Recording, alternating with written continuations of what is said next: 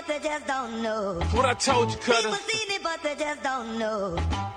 People seen it, but they just don't know. Huh? People, Let's go. people seen it, but they just don't know. People seen it, but they. What's going on? What's going on? It's your boy Iconi. And here we're on 910 Sports podcast show. You know, first and foremost, I want to thank God for the opportunity to be on here once again. Because you know we can't take life for granted. As my partner will know, you know, I had a family member that passed last week. He had a family member that passed last week. You know, so we've had people in our family to pass. I had in-law to pass last week. So a couple of weeks ago. So it's been a crazy 2 weeks when it comes to that. And then of course we've seen a lot of deaths or whatever the last couple of weeks with OJ and uh, who else was it? It was somebody else, a couple other people. Rico Wade. Yeah. So those are Mr. C, guy that founded Biggie. So it's been a lot of craziness going on when it comes to death or whatever the last several weeks. So we definitely can't take. But anyway, I want to introduce my right hand man himself, Mr. Barry White Jr. voice himself, your baby mama's favorite host, Mr. Voiceover himself. You know what I'm saying? Jacob the Great. What's going on, fam? What's up, man? What's up, man? Been a current man. Been a long week, boy. Long week, and starting the new week. Moving forward, man. Yeah, it was like you said, we just let my cousin, Eddie Dwayne Graham to rest yesterday. 50 years old. Um, had a trail of seizures and things like that, man, and wife found him in the house unresponsible, dead. And I'm just praying for his wife, and his children because, and I wasn't down there when my mom went down there, but my sister, my brother, my mom them seen him unresponsible and seen him, not have life in his body, and his wife and kids seen it as well. And so they had to get his wife and kids out the house, but his wife, she loved her husband so much, man. She just went in there and laid in bed with him till the coroner came. And so I was talking to her last night and whatnot because they're both my cousins, but on opposite sides. So, and man, it's just unfortunate, man. It's unfortunate. And the 4-year-old son, and they're looking for his daddy, man. And so, it's really unfortunate. But like I told her, I said, man, my man got a plan, but God got a bigger plan. Just remember good times. I said, but I know with her and them babies is gonna need some counseling for sure. Yeah. Yeah. Cause he was a Superman for real. Oh yeah. So anytime the man of the house or the matriarch of the family leave this earth, it's always hard for the family, whether it's the big mama of the house or if that's somebody who led the family or whoever. It's always gonna be tough for a while. That's a major adjustment to go from somebody that everybody lean on and rely on and love and the whole thing, and they gone out the blue, especially in the situation. Yeah. It's one pass and you kind of, they sick, they got cancer, they've been sick for a minute, and you can have a time, kind of maybe prepare yourself a little bit emotionally and whatever. But when it happens like that, it takes some time to really, really get past. You know what I mean? Especially in those situations. Yeah, I just send prayers to the family. Cousin, I haven't talked to her in years. She grew up with us, but her son got shot last week, and it was to my sister. I said, in my family, between out of my first cousin, mom's side, and whatever, we haven't really dealt with that type of death with one of our kids passed away or something like that. So this one of the first weird to kind of how to deal with, because I've never, you don't know how to handle it.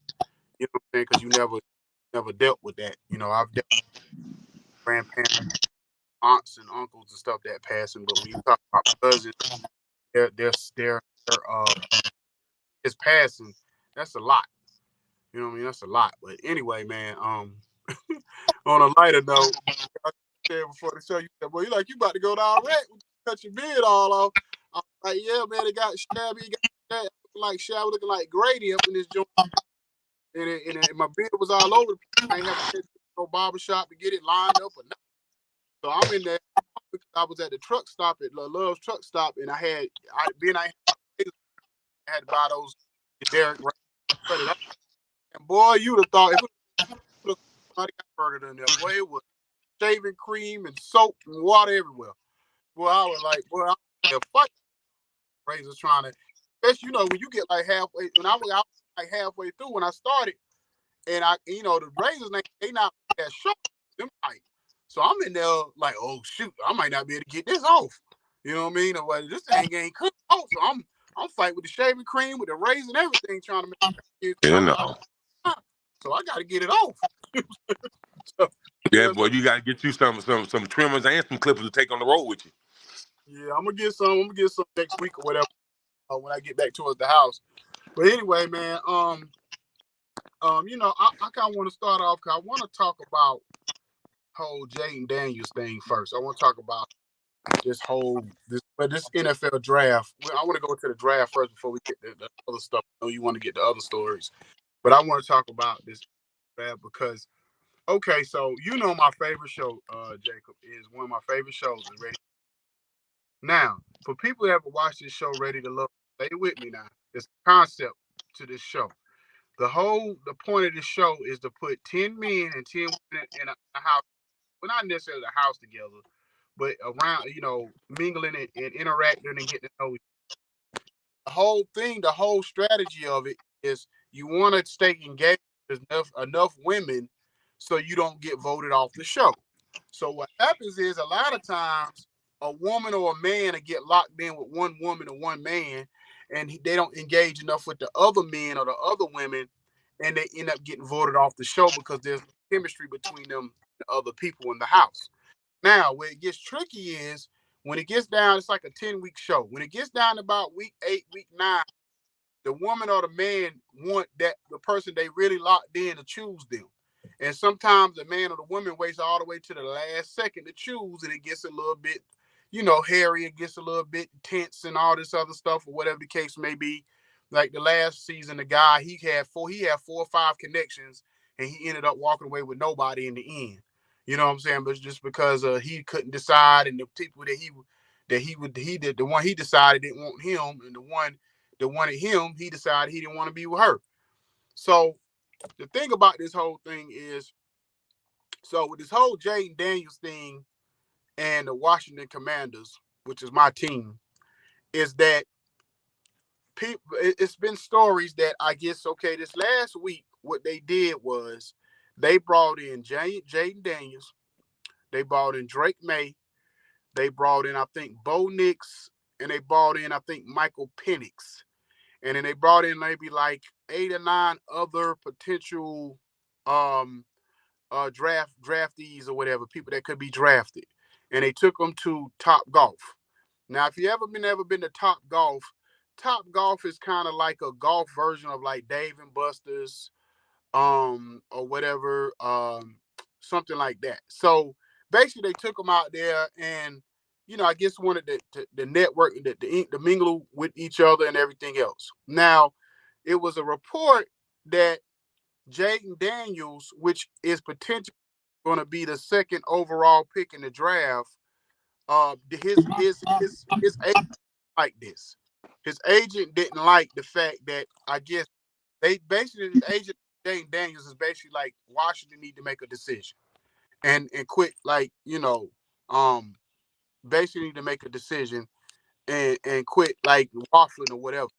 But I say that to say all this is that at the end of the day, and I talk to my partner over here, Jacob, all the time. And the thing about it is that we have been in a situation where the last time we've had a potential franchise quarterback that we was really almost surefire of was RG3. And we know how all the football fans know how So I think in this situation with new ownership, management, new regime, the whole nine, y'all right. They don't want to make the same mistake of not being able to pick the right quarterback or whatever. If they go Drake May, I'm not gonna lie to you, I will be highly upset, but we'll get in that in a minute. So off of what I said, Jacob, what's your thought on what I said?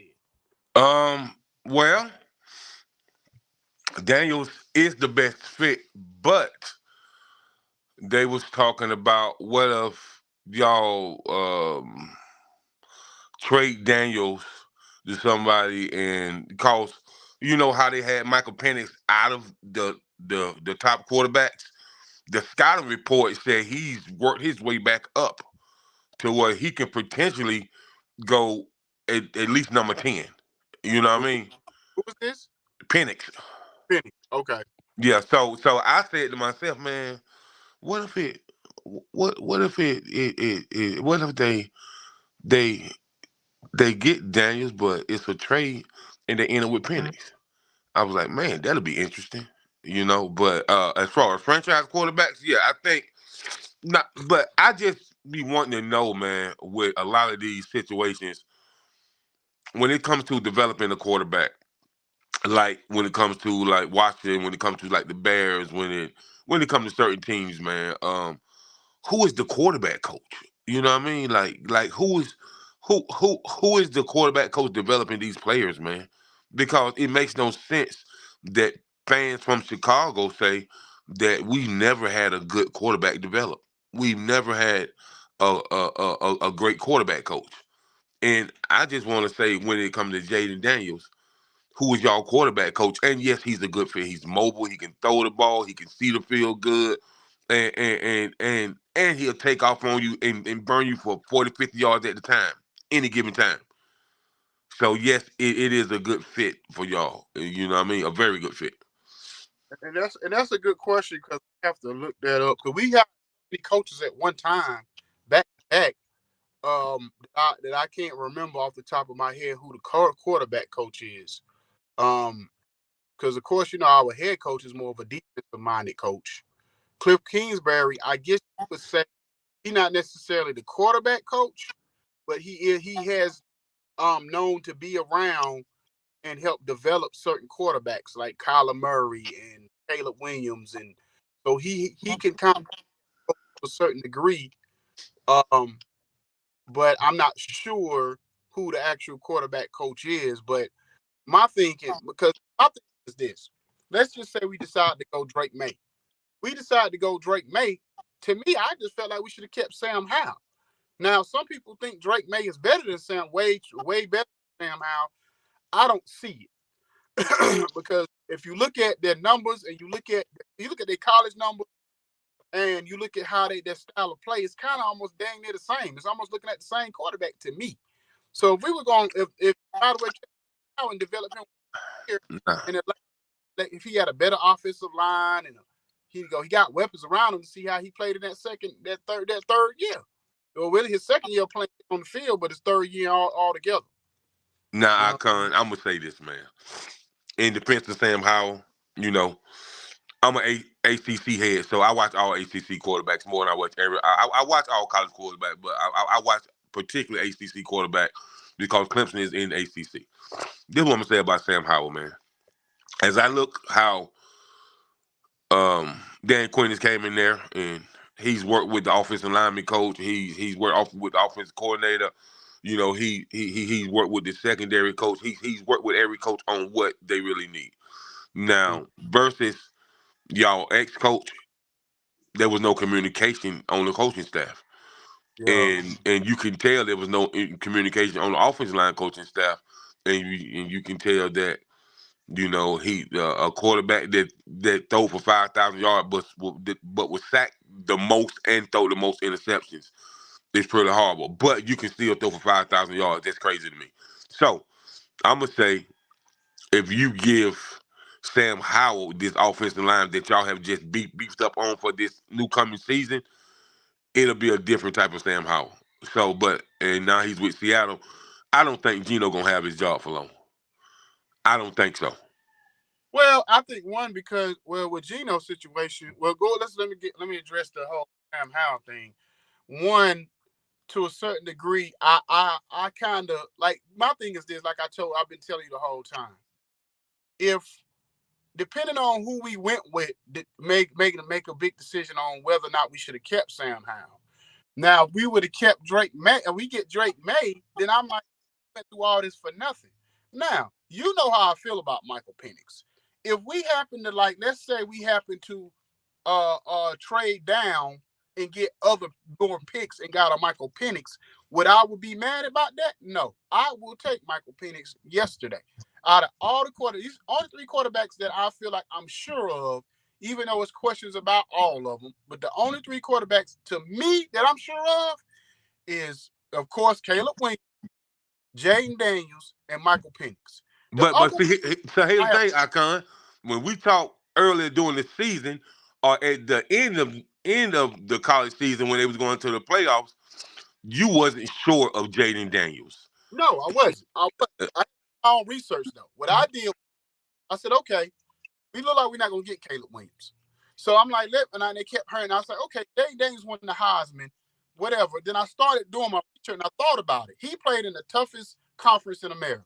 Now, sometimes I always talk about how, the SEC is overrated as far as teams go. But as far as talent, nobody has more talent than the SEC. You know what I'm saying? Now, it's saying that to say this is that because Ho, Icon. You said nobody has more talent in the whole SEC, or is nobody has more talent than four teams in the SEC? Like, we can't say that about Vanderbilt or Kentucky or Mississippi State or Ole Miss. Georgia, LSU, who say Georgia, LSU, Auburn, Florida. yeah, That's about it. but he balled. But that's my point. He balled out against those teams. He might not necessarily won all those games, but he balled out. You know what I'm saying? And college football is different, just like with Caleb Williams. He didn't have a great record because his defense was straight trash.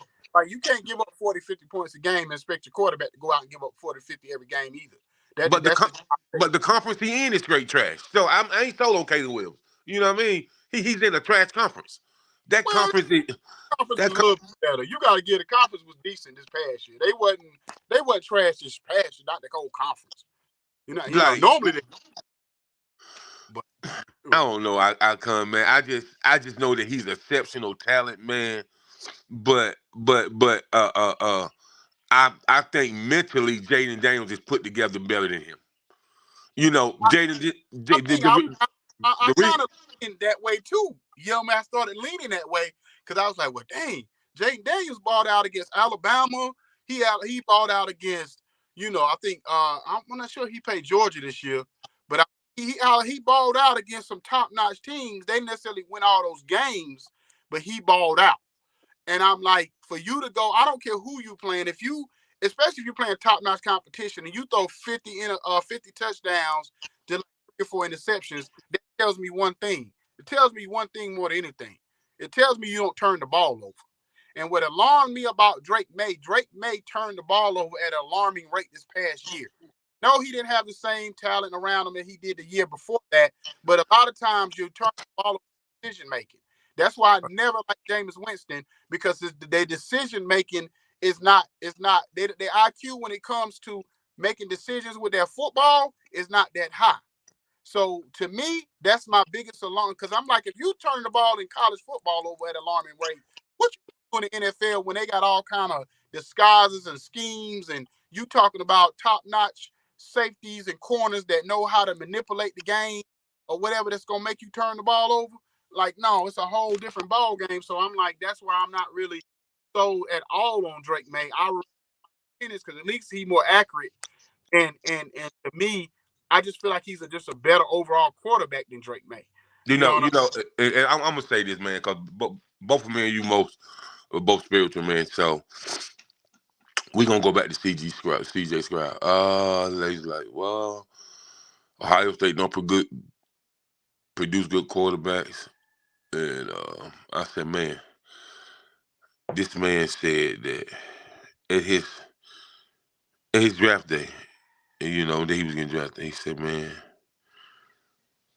He said the NFL don't owe me nothing, college football don't owe me nothing. My parents don't owe me nothing. I owe it to y'all, and most of all, I owe God everything for putting y'all in my life. Mm-hmm. I said. And Jaden Daniels, Mm-hmm. he referenced that he owed it all to God all the time. So Michael. Michael Penix, he referenced that. So I said, man, wow, man, um, these these young players are different, man. They was raised so these three guys was raised so different, and I said that you know a lot of the guys that reference God in the league, you go into the league, they want to find him, but they still do it anyway, man. You know, I seen Tion, I seen that T.O. at his son's pro day, and they was talking to his son. He was like, man, I come from a great bloodline, great DNA. He said, but man, me or my dad wouldn't have been able to do nothing if it wasn't for God. So, so I'm gonna thank God every time I get an opportunity, whether whoever don't like it. I mean, they got to take it up with God. But the point is those quarterbacks that's humble, and I feel like J.D. Daniels is humble and more prepared mentally for the NFL, more prepared mentally for social media, more prepared mentally to to to to to to really be this person where he can be a spokesperson for a team and it can sound like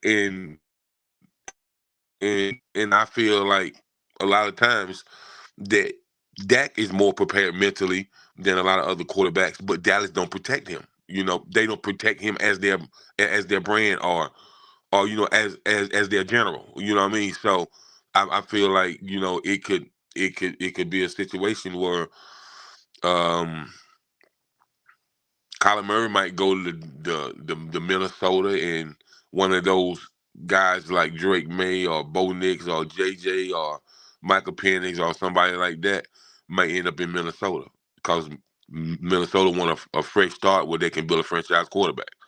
So Now, stay right there for a second, because what said about that, then I'm gonna address this whole Minnesota thing because you made a good point.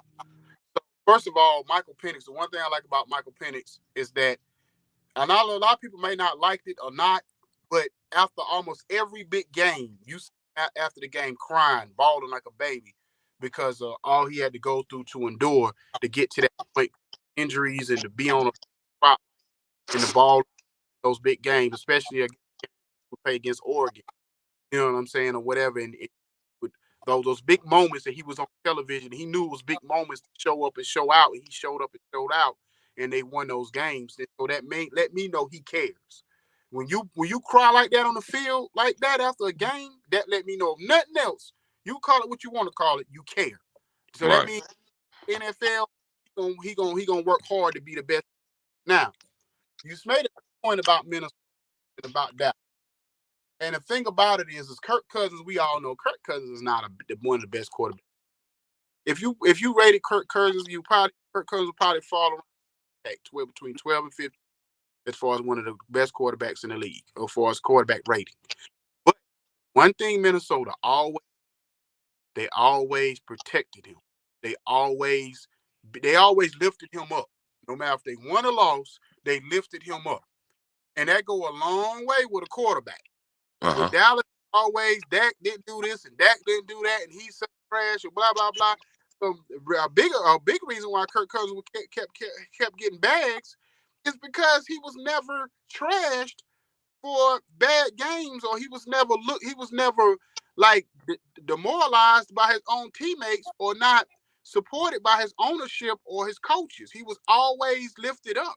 So that go a long way when you got a quarterback that, especially when they're not considered a Tom Brady or Patrick Mahomes or Josh Allen, and even look at Justin Herbert. Justin Herbert get all this praise, hasn't done nothing at all, but get all his praises is if he don't won two Super. yeah, and what's so crazy, man, is like teams are already in the running when Dak announced that he that he's gonna hit free agency market next year, that he's not gonna take the $60 million extension because he want to hit free agency next year. I know it's about 4 or 5 teams that's already interested. You know what I mean? And we ain't even got to next year yet. You know what I mean? I'd go to the Giants if I was him, just to piss him off, just to piss Jerry. But I know, and Antonio Pierce is interested though. He was at him about that on Twitter. He was like, "That's a good quarterback, man. He just needs support," and that's exactly what he said. But he said, "You don't want no time. Huh? You What don't you want say? no time. Leave it right there. Don't say nothing else. Don't say nothing else. You know what I'm saying? But anyway, moving on. What topic you got? D'Angelo Russell is still trash. He's just a regular season Barbie. You know what I mean? He's just a regular season Barbie, man. He's just a regular season diva. He proved what I've always been saying. I've always said this. I've said we don't have to worry about him showing up for playoff games because he's not. He's not. He a poor man. He played like a poor man James Harden this year. In other words, he balled out, especially the second half of the season. Balled out. Gave him all his credit. All the credit. When they was up by 12, and he took about he came down the court, took about 4 or 5 shots in a row, missed all 4 of them. Didn't even come close. I said, we in a heap of trouble. I said, because LeBron and AD was balling in the first half. But if D'Angelo Russell, if all didn't even look at the basket, if they not even gonna look at if D'Angelo Russell gonna be brick and Austin Reeves gonna be out there like he a mascot, hell, he probably shot the ball many times as I did yesterday or And whatever. and So, and, and then, man, our tomorrow was open in right there on the corner of the lane for about a nice little 17-footer, and we already know he can bang them down. It's like you would not pass the ball to that man.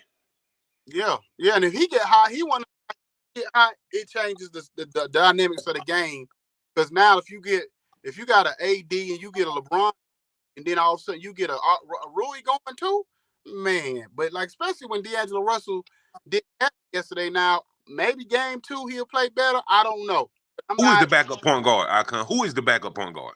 Well, right now it's Kate Vincent because the thing about I gotta give Darvin Ham the credit. I know people be dogging out, but if you watch, I keep up with the Lakers. I keep up with them just because of LeBron. I can care less about itself. I'll be glad when he leave the Lakers because I want the Lakers to go away.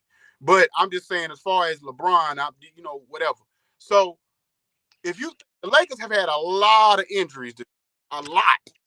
And for him to still even get to the 7th, 8th seed, and I want to say this point too, when people say, oh, well, LeBron had benefited from the play-ins thing. No, he hasn't, because every since they had the play-in, they've always ended 7th or 8th seed. Now, if you're a 9th or 10th seed and you go to the play-in, then you benefit. The But if reason why people say that, Icon, now I'm gonna tell you why they say that. They say this to say that. They say this without the play-in, it will be a lot of teams that wouldn't make the playoffs, and they say the Lakers probably are one of those teams. But how though? Because if they didn't have to play, they wouldn't even have to worry about the play-in. You know what I'm saying? Because if you were the 7th seed, you automatically in the playoffs in the old way. So that doesn't make that theory or that's not a factual statement. You feel what I'm saying? So if there was a 9th or 10th seed like Golden State, then you could say Golden State could benefit from it, or one of these other teams. But the Lakers have been a 7th or 8th seed since they started to play in. When they've been in a playing situation, they've been a 7th or 8th seed. So that's why LeBron said whoever created doggone should be fired, because they have never been in the 9th or 10th seed. So it doesn't even matter. That's an unfactual statement. People say they benefited from it because they have. I don't like the play-in. To me, man. I don't know, man. I guess it's something new. It's still taking me a little while to get used to it, But I just like it when if you was good enough to make the playoffs, you made it. If you wasn't, you wasn't. You know what I mean? Like so, it's good. It's good, and I think it's gonna help for years to come. But It's man, good because it makes the teams play harder all the way up to. Because the one thing that we've seen this year that I can't never remember ever really knowing, probably in the last 10 years, is that every team every team in the NBA had to play hard that was still in the running for a spot or a position. They had to play hard the last day of the season. You normally don't see that. Normally, by this time, if you had it the other way, if you already got your 8 team set, everybody would have probably rested players. You know what I'm saying? Like especially over the last 10 or 15 years. But that's the one thing it did do is like it created more of a sense of urgency all the way to the end. But as far as that concerned, because I don't even know how many nine or 10 seeds have ever even got past that little play-in tournament. I don't even know how. I think it's been like one time. I don't even know if it's been once yet that anybody in Right. the even got past the. Because you know, if you're the 7th, 8th seed, because I think the first year they did it, it was the 7 versus the 10, and then it was at 9. Like, it was 7 against 10, and 8 versus 9, and they kind of did it crazy. But this time, when they finally they tweaked it and made it 7 and 8, and if you win, you automatically in, and then if you lose, you got to play one more game to try to get in against whoever the loser is the winner between the 9. But I don't think that nobody's ever benefited from being in the 9 or 10 slot or whatever. Right. No one. Right. Um, and so on another note, what I seen last night is the Lakers truly can beat Denver, and they can beat them in these series, but um, everybody got to contribute. You know what I mean? We at least Lakers at least need 17 from AR. They at least need 15 and 8 from D'Angelo Russell. They need at least like 17 and 11 from Altamore. Like everybody got to contribute, man. You know what I mean? Denver Yeah, is not a team where you can beat them where anybody's lacking. Everybody got to contribute to beat Denver. exactly. They cause man, listen. At any given time, Jamal Murray can take over a game. At any given time, Caldwell Pope can take over a game. At any given time, Watts can take over a game. And we already know the Joker, man.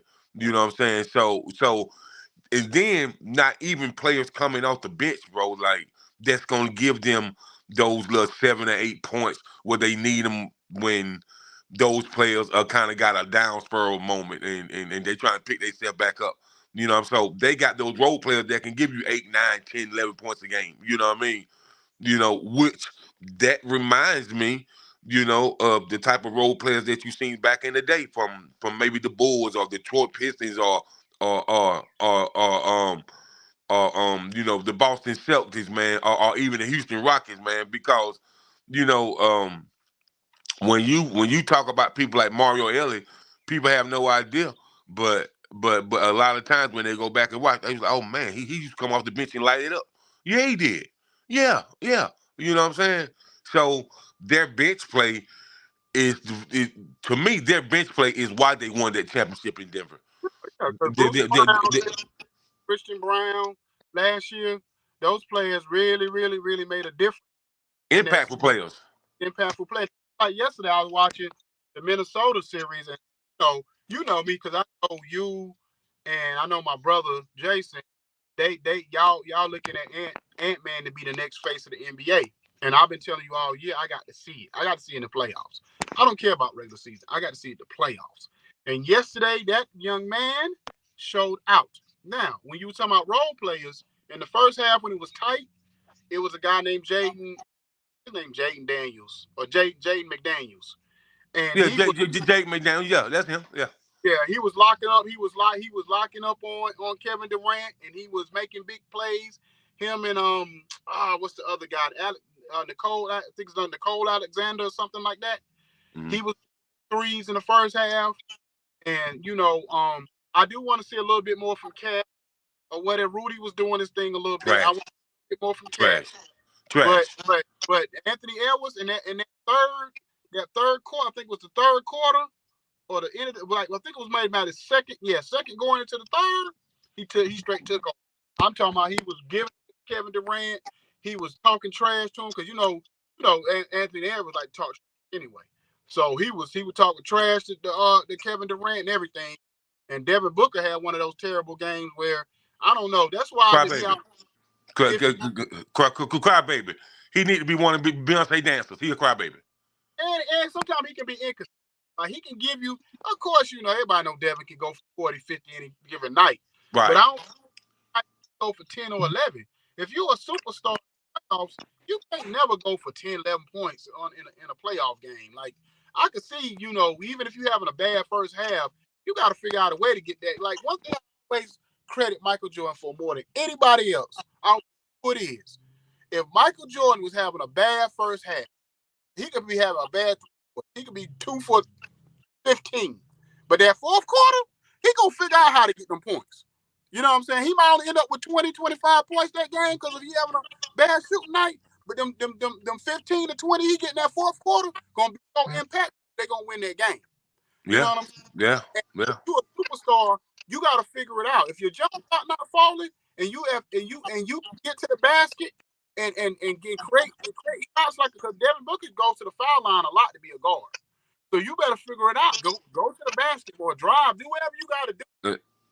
You know? A lot of people said last night, I was looking on some blogs and stuff, they was like, man, listen, man, we just need LeBron to take over the game like he did when he was in Miami. We just need him to take over the game, man. Like he was, like he played against Golden State when they came from the 3-1. Like when one game Kyrie will take over, the next game he'll take over.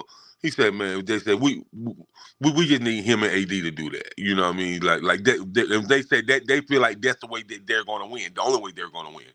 If LeBron, they was like, LeBron might have 30, 37, 15, 12, 4 steals, 3 blocks.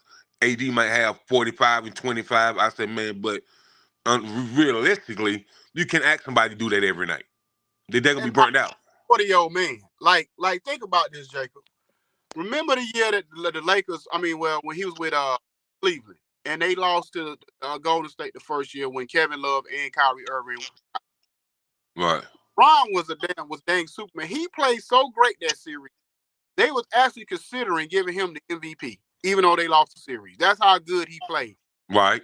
Ron cannot exert that type of energy in a whole series. Just say for argument's sake, he had to do that for 6 games, 7 games. Because none of these games gonna probably really be blowouts. They all gonna be tight.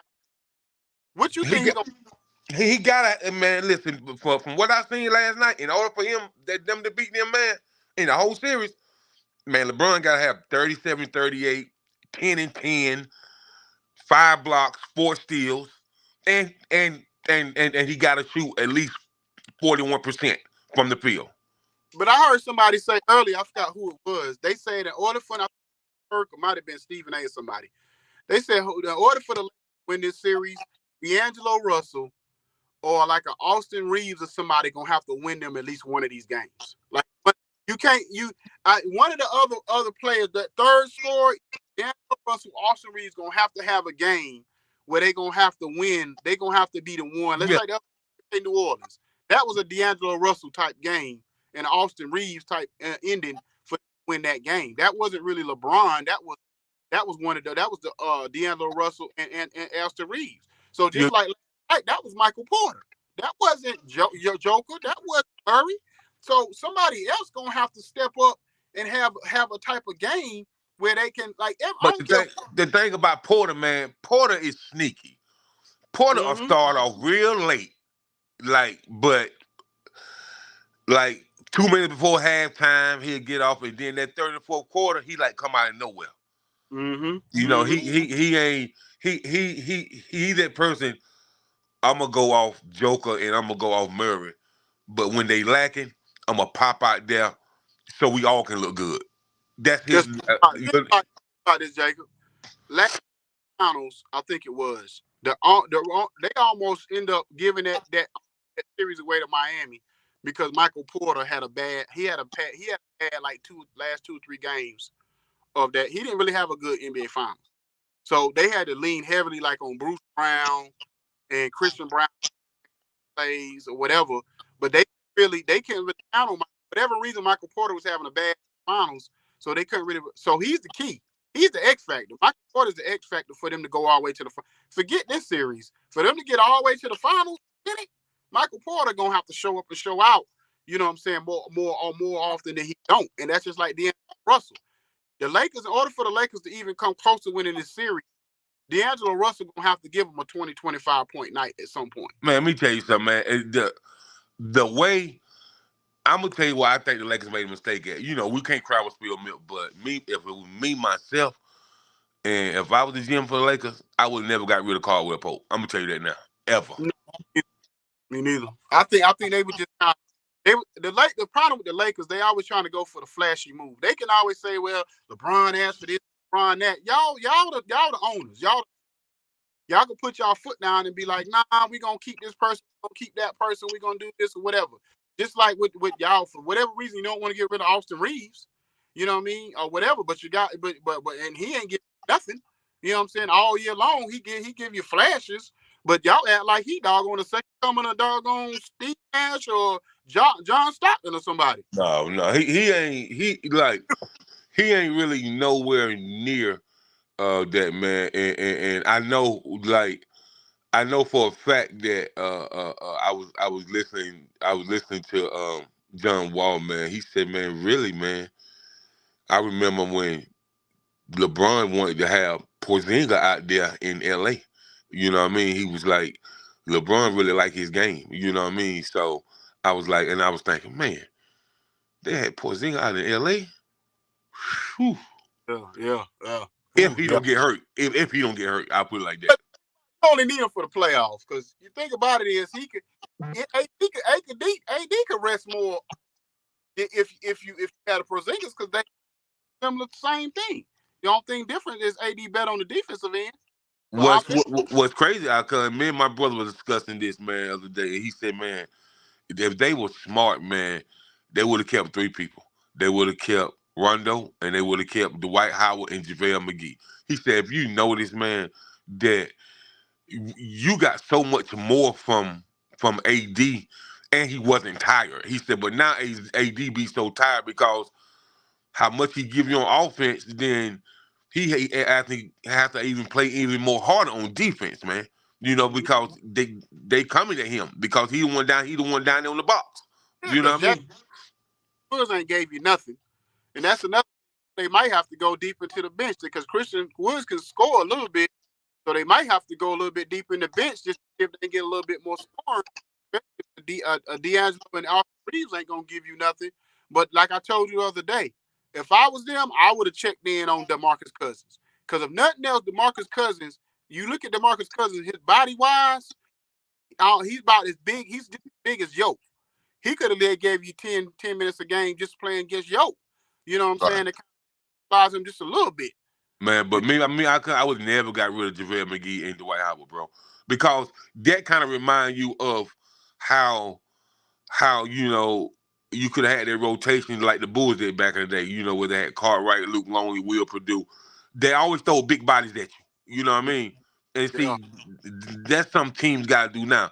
That three ball era, man, isn't got to teams' head too much, man. Throwing big bodies at people, wearing them down, especially if it's one of them cats like Joker or one of them big boys that really get off, and they got the little 17 footer, but you got them big bodies coming, it's gonna wear them down. You know what I mean? So it's some things that I understand they did, but it's some things that just gonna work forever. You know what I mean? Yeah. And I'm gonna say this, and I don't know why I made my this early in the season, but I did change my pick right before I started. I actually made my predictions, and I want to hear your prediction before we get off the air. But I made my prediction when you had to leave off last.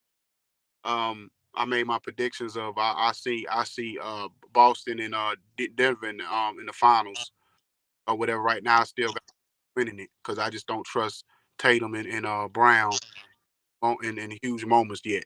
Sometimes they could drop the ball. But, I picked the Clippers at one time, and I'm like, I don't know why I ever did that, because I don't know why I ever thought that Kawhi would be healthy. Because once again, they talking about he got a swole up knee, and I said I knew that was gonna. Listen, man, I just heard through the grapevine, Kawhi just broke his pinky nail, and he gonna be out for the season. Said he bumped on the edge of the bed. Oh, that's Yeah, rough. bro. Listen, You bump your knee on the edge of that bed, especially you got that metal bed with. Woo, boy, you ah! Man, Kawhi just need to retire, bro. Like he is one of the one of the greatest players. You know, is when he healthy, he's a pleasure to watch, man. But man, he kind of make me feel like a toilet tissue roll, bro. You can't do nothing with him. I mean, he You, got what, 3 rings? 2, 3 rings? yeah, he got. I think he got. Yeah. Got his Yeah, ring. he Just got go. two with San Antonio and one with Toronto. Yep. Yeah. Because he gonna end up like some of these football players. When you see him 10 years later, they gonna be hobbling around, can barely walk. You know what I mean? Like he gonna end up like he might as well. He done had 2 surgeries on them knees. And I don't know why the Clippers gave him a 3-year extension. They should have waited to the end of the year to see what happened. Because now they saying that, Paul George may not want to come back because he tired of playing with an injured player. And Tyronn Lue already said he got tired of Kawhi and Paul George being in and out of the lineup.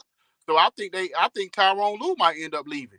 You know what I'm saying? Especially if they get bounced by Dallas, because I got a good feeling Dallas gonna put them out. Because when Luka first was gotten to a couple of years ago, and he was pretty much in Dallas by himself, and he was giving it to Kawhi and Paul George. Now he I got help. got I got a feeling that Dallas might go farther than people think. Yeah, I'm putting Dallas possibly. I'm putting Dallas in the Western Conference Finals against Denver.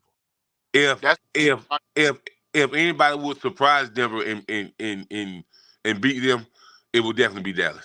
yep. I I agree with you on that. I think Minnesota's like a year away. They still kind of young, and then So because so this is why Minnesota can't do it. I'm gonna tell you why. If it's not about Towns and he's having a bad game, he don't want to get himself involved. He don't want to rebound. He don't want to look for the open man and pass the ball. He wants to be known as this shooter, and you taller than Mount Rushmore. Stop, bro. and he getting foul trouble too much. He getting Yeah, foul yeah, bro. way no And man, and he's lazy on defense, bro. He yeah, mad lazy on defense. yeah. So yeah, I agree with you on that. Like to me, he just don't give me enough effort. I'm like, man, bruh, because I'm looking at to get Phoenix in the small. You know what I'm saying? The biggest guy they got is Jurkic. So my thing is, bruh, and when you got against Phoenix, Karl Anthony Town need to be in the block every time. Every Yeah, time. yeah, Because ain't nobody, and he got Kevin Durant guarding him. Kevin Durant is tall, but he can push Kevin Durant around easily. yeah. He Kevin Durant ain't got no size. No kind of weight. So I ain't gonna lie. Yesterday he did a good job when Kevin Durant was on him, as far as posting up more and taking it to him. Because that's only, and then you can wear Kevin Durant down like that. So if you lean your big body on him all game, fourth quarter he ain't gonna have to make them shots. You know what I'm saying, or whatever either.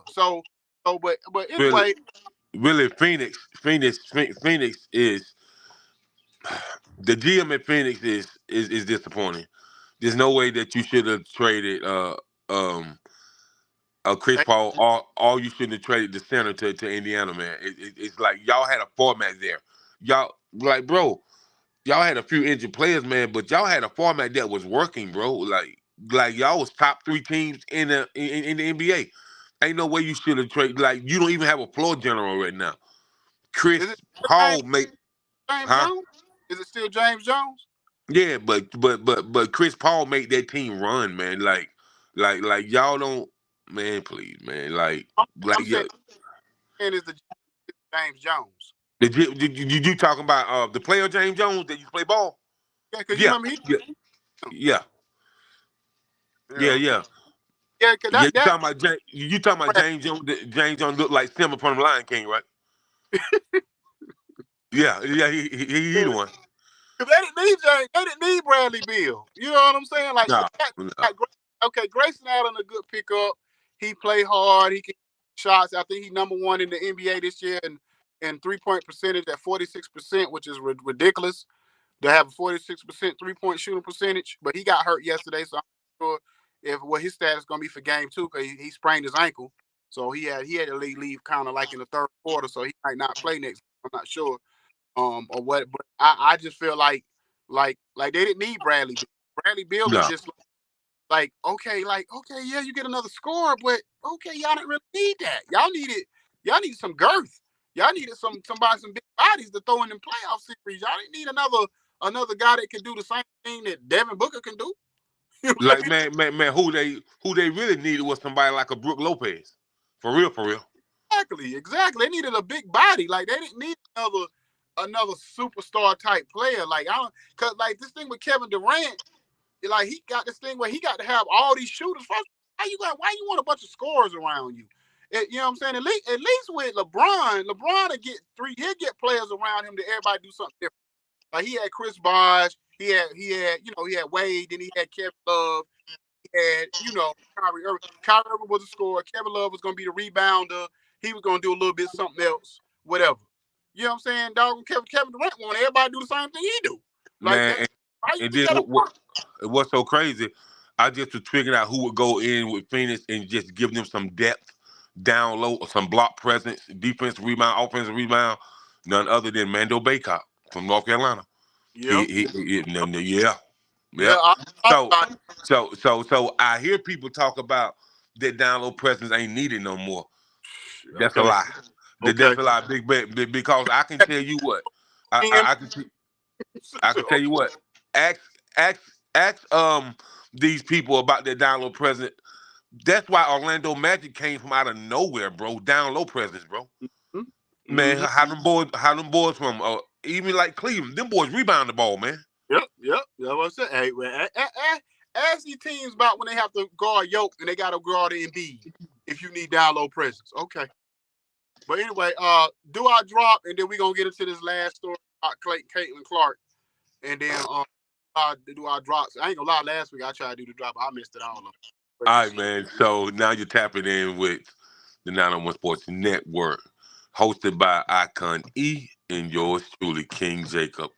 We're now in 191 countries. That's all over the world. So you can tap in with us, and it's powered by the Village Global Network. And, tapped in on online radio box with additional monitoring stations, man. And make sure you tap in with Zeno FM because that's where we're in rotation. That's where we get played at. And, shout out to She Real Radio, T Dubs Entertainment. We're also on there.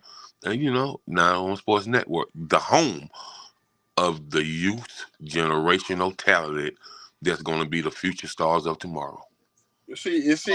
It's like kind of like the me you be reading from us. You be remembering that verbatim every time. Like, he got Yes, his sir. break off or something. No, sir. Like, No, sir. I wouldn't remember half of that stuff. You know what I'm saying? Especially if I'm unless I practice it or whatever. Like, Yeah. Oh, yo. So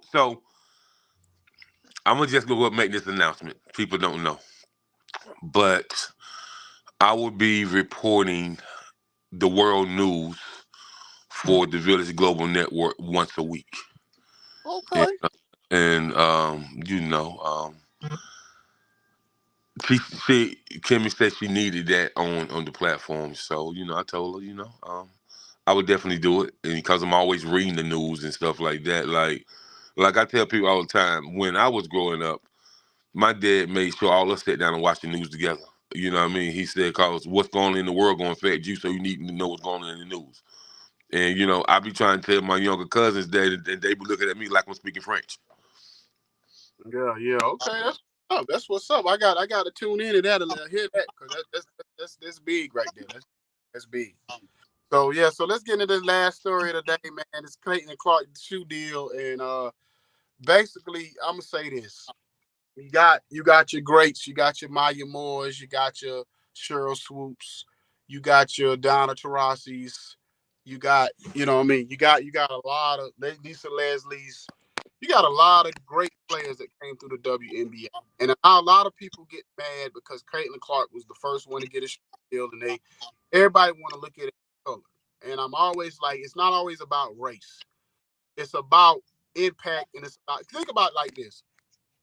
Me and you know, we follow the history of basketball. Was Magic Johnson and Larry Bird the first superstars in basketball? No. No. So before then, no player had a shoe deal The only person that even had something that was summer, and I don't even think it was a deal. He just kind of did a few commercials. So nobody even have a shoe deal before Magic and Bird. So at the end of the day, basketball been around since the 40s and 50s. But they just did a 75th year anniversary. So basketball been around since like the early 50s, late 40s, early 50s. And nobody had a shoe deal. We talking about Bill Russell. We talking about Wilt Chamberlain. We The talking about only deal before Magic Johnson and Larry Bird was Pete Maravich when he had the wristband deal with Spalding. Spalding had bands and wristbands and the elbow bands and stuff like that. And that wasn't even a lot of money. It was maybe it was back then because it was a few $1,000s. You know what I'm saying? But as far as the shoe deal, nah, man. And then you had and then you had Dr. J that really made the cloth Converse famous. You know what I mm, mean? yeah. People's already wearing it, but Dr. J really made them famous. You know what But I it was mean? it wasn't a shoe deal. That's what I'm saying. It was like Run DMC situation. They made Adidas famous, but they never got a shoe deal from it. You Yeah, know what yeah, I'm yeah, saying? yeah. They just got a lot of money for being the spokesperson. Not a shoe deal, but a spokesperson. Exactly. So at the end of the day, it's the same. My thing, my reason why I'm saying all that is that when when these marketing companies, Nike and Reebok and whoever else, Polo, whoever, when they do their research and whatever and whatever, they go back and they look at how is this going to impact? Is this going to sell? And like I was telling you yesterday, how many ain't no black men? Okay, you got sports is men is mainly men dominate market. Like more men, you got some women that watch basketball, football, mostly men. I'm gonna say this: the reason why Nike gave her a shoe deal. Now check this out. Now, Mm-hmm. Caitlin Clark jersey, her our jersey, has Mm-hmm. sold more than CeeDee Lamb and Dak Prescott put together, and Michael Parsons put together. And she sold out the first hour. Her jersey sold out the first hour after she got drafted the other night, which was on fan what you call it fan fanatics. Supposedly, Listen, man. When I seen Dale Earnhardt, when I seen uh uh uh um Blake Shelton, when I seen Katy Perry, and then when you when you see people that's heavy in acting like a Carmen Diaz, like listen, man. When they posting pictures on their IG, the TikTok of them wearing that Caitlin Clark jersey, man, and Nike seen that her jersey sold more than a person franchise that's worth $8.8 billion, then man, nobody's jersey sell more than the Cowboys, and she sold more than the Cowboys jersey. Why me, as the CEO of Nike, or as the operational business manager at Nike, why wouldn't I give her this deal? It exactly. creates a lane of marketing that we've never been so much in a lane where there's a white chick that impact women's female basketball. Now listen, the last the last white female that I seen impact a college basketball like she did was Rebecca Lobo, and that's almost been 30 years ago. Yep. So people get out your feelings. This ain't about no race thing. This is about numbers. This They is see by numbers, this got marketing. impact. They had the biggest views on doing Final Four off of her games, and they had the biggest, and she sold like all her stuff is selling ridiculously, selling out within hours after they put stuff out on her. That's why they did this. Now I'm gonna say this before we get out of here, and I heard you always ask me why I like Colin Cowherd because he makes good points sometimes, and I'm like, oh, I agree with that, or okay, I never thought about it like that. He said what the NBA needs to do a better job if they want to like the NFL does, and they starting to do a little bit better. But so let's say, okay, the face of the NBA is LeBron. It's still Steph Curry, but on when they have a doubleheader game, let's say you put Ant-Man on them afterwards, or you put Gilgis Alexander after that game. He said what happens is 50%. If you get 50 to 60% of the fan base the viewers that was watching that LeBron game or that Curry game stick around and watch that next game, then it draws attention. Because the reason why Shea may not win MVP is not because he didn't play a good enough season. Who the hell watched the Oklahoma City games? That's Ain't true. nobody. That's true. But it's funny you say that. I said this yesterday. I said the WNBA playoffs and the regular and the NBA playoffs should be at the same time. The doubleheader you should get is the LA Sparks play first and then LA Lakers play. The reason why, because people is going to watch. If you only got 80 million viewers just watching the fourth quarter of the LA Sparks game, their revenue gonna go up. I You never know what I thought. mean? That's a good point. That's a good point. Yeah, You, I agree. Yeah, that's like being at a concert. You came to see Drake, and you have whoever the undercard is on this. You know what I mean? You have Lil Baby or whoever on the first part. You have some new up and coming artists that just dropped. They have a big record. You had them on Open It Up. Yeah, that's how they when hip hop back play. You have a and big name, and you and have so that's how you another up. right, another way it's gonna work, Icon. So you don't have to merge the International Professional Basketball League with the NBA because the NBA is so big. But since your women are going over there, if you merge the WNBA with the International Professional Ball Association and you merge the two together and make one league, that way you get some of that overseas money that's been untouched and bring to the WNBA. And that way you have like the England Crusaders or or the or the Japan Warriors, or you get 10 more teams from overseas to join the WNBA, Yeah, and therefore it's a certain amount of money that you get from them because they'll easily pay the NBA 78, $100 million to join the WNBA. You know what I mean? And yeah, that's how you can pay each player. At least a superstar player. At least you could pay them $1 million. But the minimum for a player that's on the team that don't get a lot of playing time, it can still be about $200,000 a year. You know yeah, what I mean? yeah, yeah. But anyway, great show. I just want to say this. I'm gonna do. Last year I did this. I think it was like last year sometime. I'm gonna do it again just to see how many people actually gonna bite on it. And I put it on my Facebook page. I'm gonna do a 30-day campaign, a 30-day offer, free offer to anybody who has anything they want to promote. I don't care video. I don't care if it's a commercial, whatever your product is, and I'm gonna allow people to send me their stuff, and you can be MP3, MP4 format. Since we on this platform, send it to 95 South Podcast at gmail.com or whatever. I told people on Facebook just to DM me or whatever, and just send me stuff in. I'm gonna see how serious you are about your own product that you're trying to push. Because we're in 191 countries, 10, 12 radio stations. So this is an opportunity for you to get your product at least seen or whatever. I'm not pay it for the whole 30 days, but it depends on how much product I get. I may do somebody send their stuff in, I'll do it for the whole 30 days. If not, if I got too much stuff coming in, I may do each person like a week at a time. So it just depends. But at the end of the day, hit me up and send my stuff in. You can probably hit Jacob too. At Jacob, you can hit him up on his Facebook page or whatever. If he want to put out a email for it too, that's fine. But I'm just doing it for 30 days just to see how people really feel about their own product. You know what I mean? So it's free advertisement for 30 days. You know what I mean? So anyway, that's it for the show. Great show.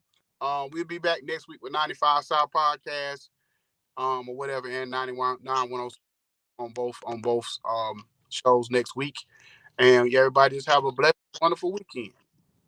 Peace. People seen it, but they just don't know. What I told you, Cutter. People seen it, but they just don't know.